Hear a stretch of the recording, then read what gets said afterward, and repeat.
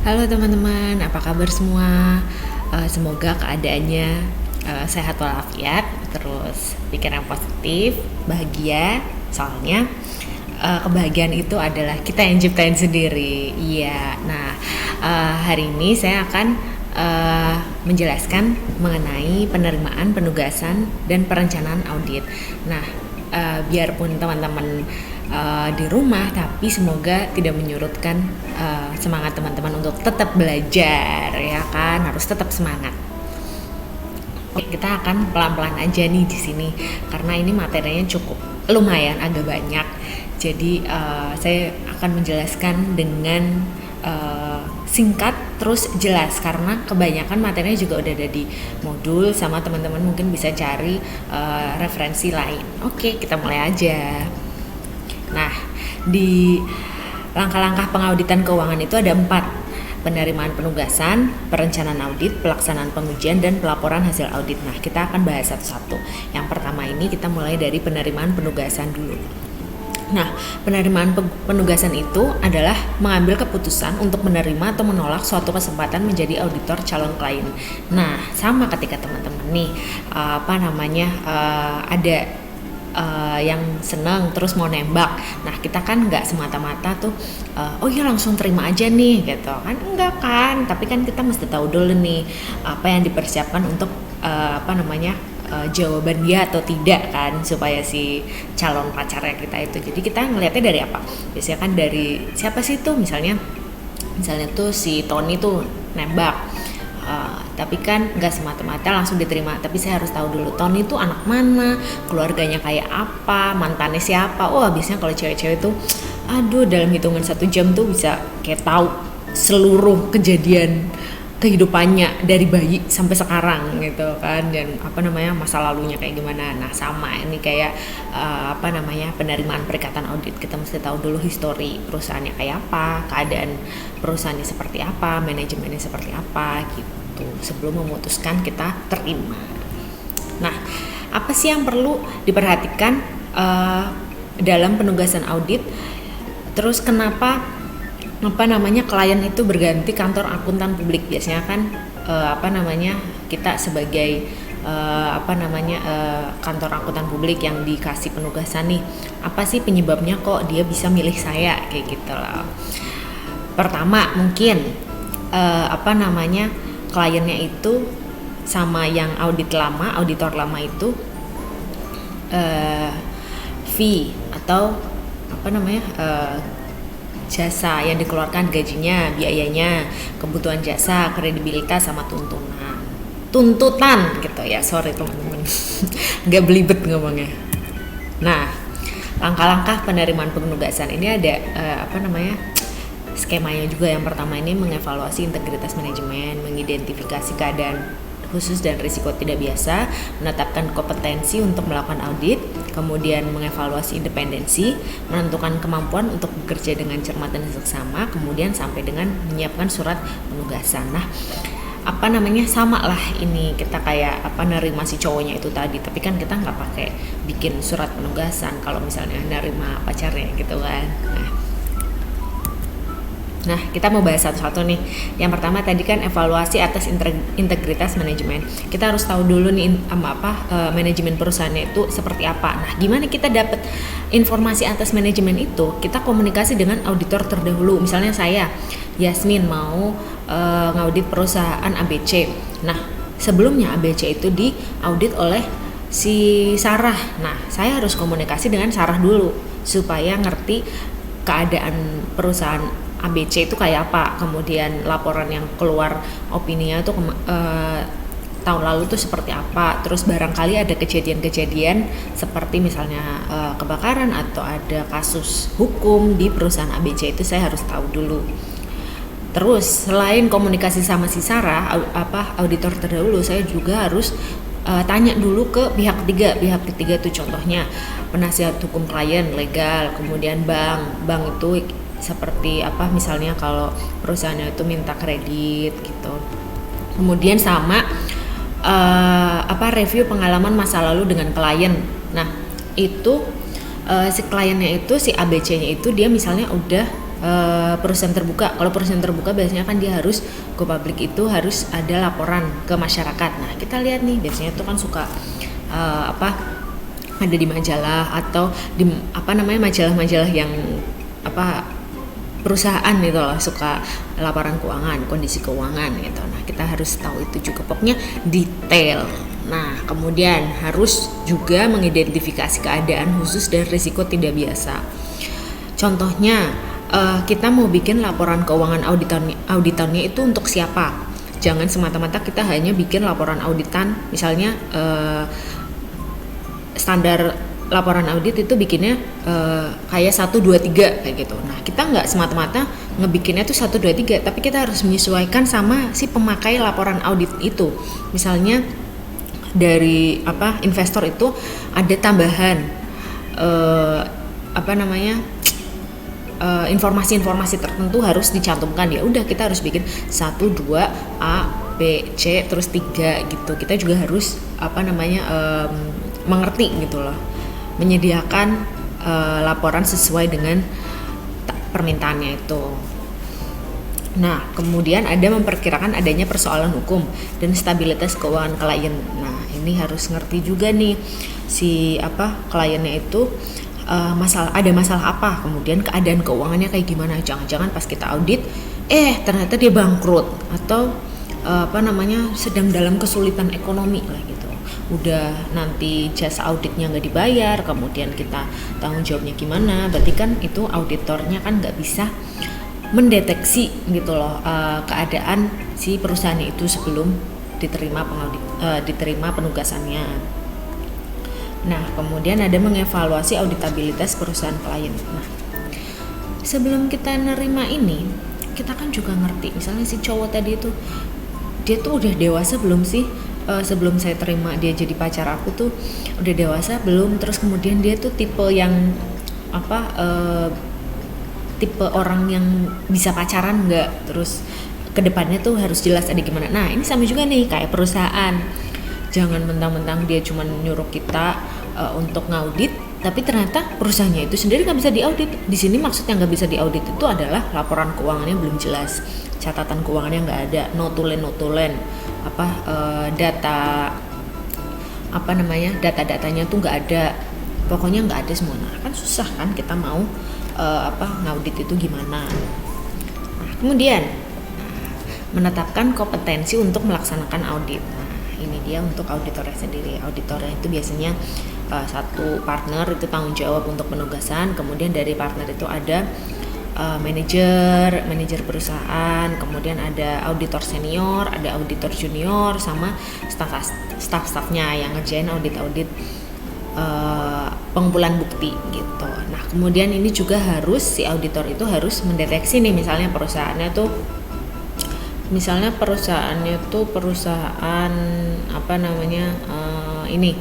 real estate misalnya. Nah itu harus ngerti nih, apakah kita akan membutuhkan penggunaan spesialis tambahan, misalnya kayak appraisal itu tadi kan karena real estate kita harus tahu dulu. Kemudian ada penasihat hukum, kemudian ada aktuaris. Nah itu si auditor tuh harus tahu ada tambahan penggunaan spesialis atau enggak untuk menjalankan auditnya. Nah kemudian ada yang namanya menilai independensi, mengevaluasi hal-hal yang dapat mengganggu independensi auditor terhadap klien. Nah, selain dia harus ngerti perusahaannya tuh kayak gimana, dia harus ngerti dulu nih, saya dalam menjalankan penugasan audit ini apakah akan muncul ada gangguan-gangguan. Dia harus bisa mendeteksi gangguan-gangguan apa aja. Terus habis itu nanti tindakan preventifnya apa. Kemudian menentukan kemampuan untuk melakukan audit dengan cermat dan seksama, yaitu termasuk penentuan waktu perikatan, terus jadwal pekerjaannya itu berapa lama, terus kemudian ada kliennya, personil klien. Nah, terus sampai yang terakhir ke pembuatan surat penugasan. Nah, isi surat penugasan ini bisa dilihat teman-teman, di sini ada dari nama perusahaan sampai dengan ketegasan kesepakatan dengan klien. Nah, ini di modul juga ada, kayaknya bisa dibaca. Gitu teman-teman ya. Semoga masih semangat ngikutin materi ini. Oke, yang kedua, habis kita terima nih tadi kan, kalau cowok kan ya udah kita terima, ya udah aku mau jadi pacar kamu kayak gitu kan. Setelah diterima, yang nggak asal terima-terima aja kan, kita tuh juga mesti ada rencana ke depannya kayak gimana. Apakah setelah saya terima habis ini kita akan pergi berdua nonton, makan, terus jalan-jalan. Nah itu kan juga termasuk perencanaan kan. Sama audit ini juga butuh perencanaan. Nah ini termasuk dalam standar pekerjaan lapangan 1. Pekerjaan harus direncanakan sebaik-baiknya, dan jika digunakan asisten harus disupervisi sebaik-baiknya gitu. Nah tahapannya ini ada juga nih, tahapannya nih yuk kita mulai aja deh. Nah perencanaan audit ini tahap yang penting, karena kalau misalnya nggak direncanakan dengan baik, wah glambyar semuanya. Pokoknya tuh semua harus jelas direncanakan, runtut. Nah nanti untuk pengerjaannya itu harus sesuai dengan perencanaan yang udah kita tulis, udah kita tetapkan gitu. Nah luas perencanaan audit ini dipengaruhi oleh yang pertama ukuran dan kompleksitas perusahaan klien. Nah misalnya perusahaan yang besar sama perusahaan yang kecil, tentunya perencanaannya akan beda. Kemudian pengalaman auditor dengan klien, pengetahuan dan kemampuan auditor beserta seluruh stafnya ini. Nah ini langkah-langkahnya nih. Yang pertama, mendapatkan pemahaman tentang bisnis dan bidang usaha klien, melaksanakan prosedur analitis, menetapkan pertimbangan awal tentang tingkat materialitas, mempertimbangkan risiko audit, menetapkan strategi audit awal untuk asersi penting, dan mendapatkan pemahaman tentang struktur pengendalian. Waduh banyak banget ya pokoknya. Udah pelan-pelan aja di sini. Pokoknya saya pelan-pelan aja. Terus ini juga ada di modul. Saya akan menjelaskan dengan santai. Terus pokoknya bisa dimengertiin gitu. Oke, kita lanjut ke yang perencanaan audit. Yang pertama, mendapatkan pemahaman tentang bisnis dan bidang usaha klien. Nah, kita harus tahu dulu nih, si kliennya ini usahanya tentang apa. Misalnya si ABC tadi, ini tentang apa sih perusahaannya tuh? Wah, dia ternyata tentang makanan, beverage, makanan dan minuman. Nah, kita harus ngerti nih. Nah, makanan dan minuman itu siklusnya kayak apa? Dari mulai pembelian bahan baku, kemudian sampai dengan distribusi. Itu apakah dilakukan dalam satu tempat atau ada cabang-cabangnya? Nah, itu kita harus dapat informasinya juga nih. Yang pertama nih, nge-review kertas kerja tahun lalu, review data industri, itu termasuk ada pengumpulan data, contohnya kayak rapat notulen dan lain-lain. Kemudian peninjauan ke tempat operasi klien. Kita harus juga ngelihat nih, yang mau kita audit ini beneran ada nggak sih perusahaannya kayak gitu. Kita harus turun ke lapangan gitu, mengajukan pertanyaan kepada manajemen. Ini untuk konfirmasi, maksudnya barangkali ada informasi-informasi tambahan yang perlu diketahui oleh si auditor. Menentukan adanya hubungan istimewa. Hubungan istimewa, apa sih hubungan istimewa itu? Nah, hubungan istimewa itu barangkali si manajemen sama auditornya itu ada kedekatan tertentu. Nah, itu tentunya akan mempengaruhi independensi dari audit itu sendiri. Mempertimbangkan dampak dari pernyataan akuntansi dan auditing tertentu yang relevan. Nah, ini dia. Nah, kemudian tahap yang selanjutnya melaksanakan prosedur analitis, yaitu membantu auditor dalam merencanakan sifat, saat, dan luas prosedur audit lainnya. Nah, tahapannya ini ada macam-macam, mengidentifikasi perhitungan. Nah, karena analitis itu dia pokoknya yang pertama itu harus ngitung-ngitung dulu perbandingan data absolut, analisis rasio, analisis tren, terus kembangkan ekspektasi, melakukan perhitungan, menganalisis data, kemudian menyelidiki perbedaan signifikan yang tidak diharapkan, dan menentukan pengaruhnya terhadap perencanaan audit. Nah, di sini tahapnya itu ada mendeteksi ancaman sama preventifnya kayak gimana, kemudian ada pengembangan ekspektasi kayak gimana pengennya gitu. Nah, ini dia hubungan antara materialitas dengan berbagai jenis pendapat auditor. Nah, kayaknya di modul ini juga ada. Jadi tingkat materialitas ini juga mempengaruhi dalam laporan audit. Nah, tingkat materialitas ini maksudnya ada 3. tidak material, material dan sangat material. Tidak material itu di sini keputusan biasanya tidak berpengaruh. Biasanya WTP masih bisa dimaklumi. Nggak ngaruh-ngaruh banget gitu loh. Material berpengaruh jika informasi tersebut penting dalam keputusan yang diambil gitu. Pokoknya kalau nggak ada informasi ini, padahal informasinya penting, berarti akan berpengaruh terhadap opini yang keluar.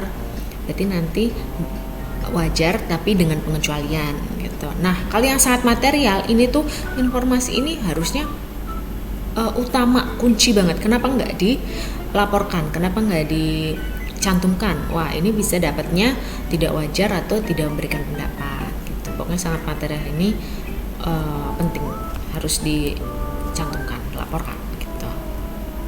Nah, mempertimbangkan resiko audit. Nah, resiko audit ini ada 4. Pada saat perencanaan audit ini namanya resiko bawaan. Resiko bawaan ini kemarin pada saat kita tanya jawab kayaknya udah pernah ada yang ditanyain. Resiko bawaan itu pokoknya namanya aja bawaan. Pasti itu akun atau pos-pos itu pasti penting banget. Pasti ada resikonya. Contohnya itu kayak kas. Nah, resiko bawaan itu resiko salah saji yang melekat pada saldo akun atau asersi tentang suatu akun saldo itu. Nah, contohnya itu kayak kas. Nah, kemudian pada tahap pemahaman dan pengujian pengendalian intern itu namanya ada resiko pengendalian. Resiko pengendalian ini resiko tidak dapat dicegahnya salah saji material dalam suatu saldo akun atau asersi tentang suatu saldo akun itu dalam pengendalian intern. Pokoknya kalau pengendalian intern itu pasti ada resiko pengendalian. Nah, kalau pada saat pengujian substantif itu ada namanya resiko deteksi. Resiko deteksi itu resiko tidak terdeteksinya salah saji material dalam suatu saldo akun dalam prosedur audit yang dilaksanakan. Nah, ini di sini auditor juga harus tadi masuk dalam pengembangan itu. Auditor harus bisa mendeteksi adanya resiko pada saat penugasan, namanya resiko deteksi.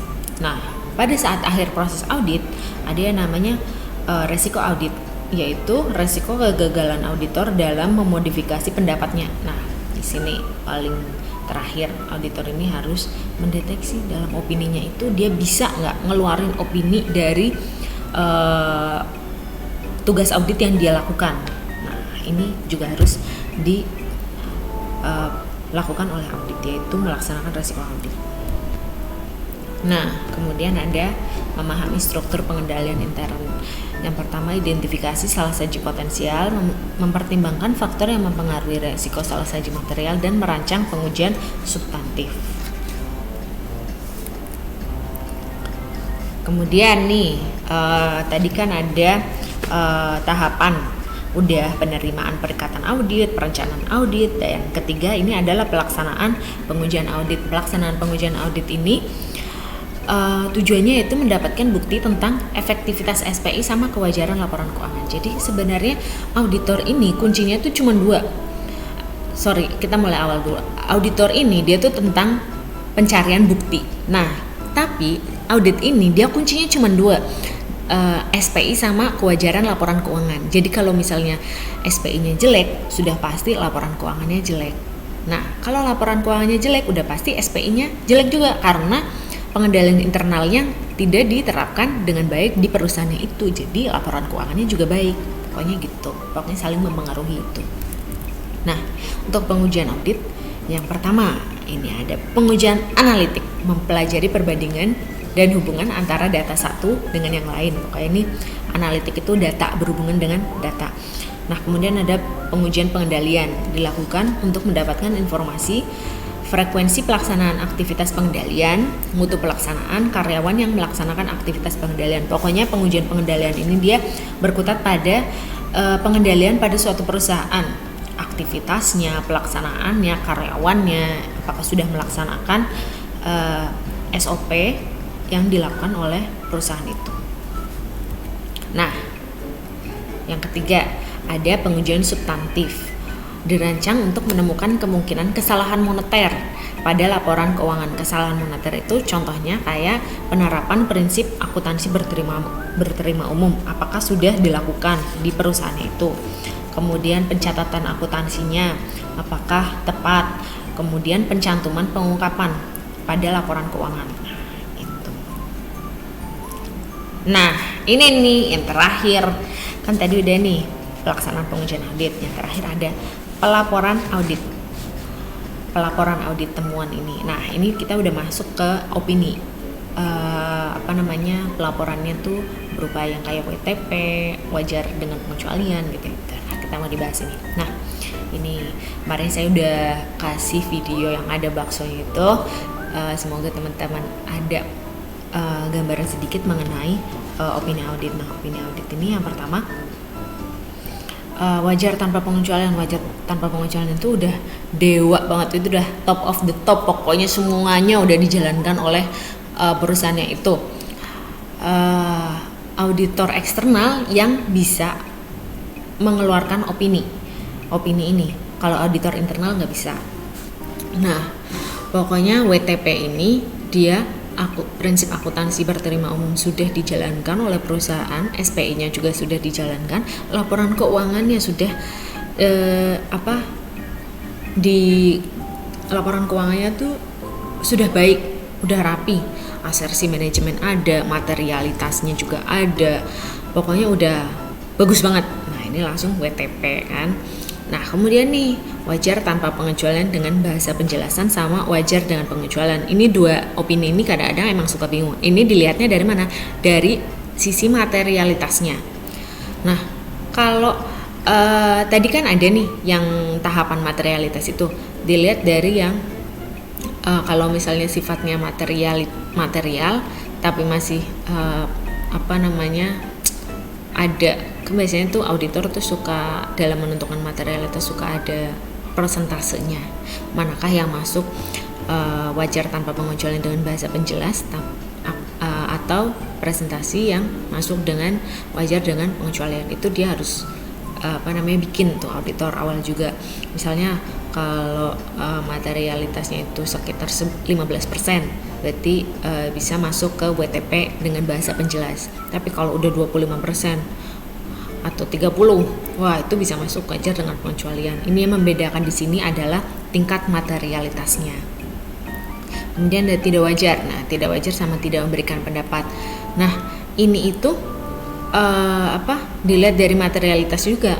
Berarti ini sangat material. Ada beberapa informasi yang tidak dicantumkan dalam laporan keuangan dan sifatnya sangat material. Bedanya apa? Tidak wajar dan tidak memberikan pendapat dilihat dari pengumpulan buktinya. Tidak wajar ini berarti di sini banyak banget kesalahan red flag yang dilakukan oleh perusahaan itu. Misalnya banyak kasus, terus masalah dengan hukum, misalnya perpajakan, terus dengan pihak bank juga nunggak pembayaran dan lain-lain. Terus pokoknya masalahnya tuh banyak dan tidak berusaha untuk menyelesaikan permasalahan tersebut, memperbaiki permasalahan tersebut. Nah, ini bisa masuknya tidak wajar.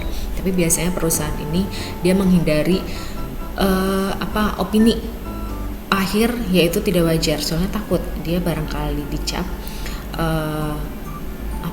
nggak baik di masyarakat, kemudian di investornya juga nggak baik, di kreditornya juga nggak baik, yang nantinya akan mempengaruhi kredibilitas perusahaan itu. Nah, kalau tidak memberikan pendapat di sini ini bedanya pengumpulan buktinya ini terdapat pembatasan lingkup audit secara besar-besaran.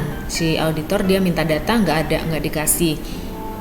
Terus laporan keuangannya dia perusahaannya nggak bikin, bagian akuntansinya juga nggak tahu, tidak kompeten dan lain-lain. Wah, ini kan akhirnya sulit auditor untuk melakukan tugasnya. Akhirnya ya udah dia nyerah, ya udah kita kasih tidak memberikan pendapat aja gitu. Wah, udah habis nih. Wah, nggak kerasa banget nih saya udah jelasin ke teman-teman mengenai penerimaan perikatan dan perencanaan audit. Jadi tadi ada 4: penerimaan perikatan audit, perencanaan audit, pelaksanaan pengujian audit, dan pelaporan audit. Nah, di sini teman-teman bisa belajar, bisa baca lagi sambil baca di modulnya juga. Terus teman-teman juga bisa cari di referensi lain kayak buku auditingnya Mulyadi atau Arens gitu. Jadi teman-teman nggak gabut, tetap bisa belajar seru di rumah kan, walaupun di rumah tuh bisa sambil tiduran dengerin video saya ini, kemudian bisa di pause, bisa diulang-ulang lagi kalau nggak mudeng gitu. Nah, kalau misalnya ada yang nggak jelas, terus ada yang mau ditanyakan, bisa langsung ditanyakan di grup kelas masing-masing. Gitu aja dari saya ya. Semoga teman-teman bisa dipahami apa yang saya sampaikan. Tetap sehat, semangat, belajar, dan bahagia. Oke, sampai jumpa di video selanjutnya. Dadah!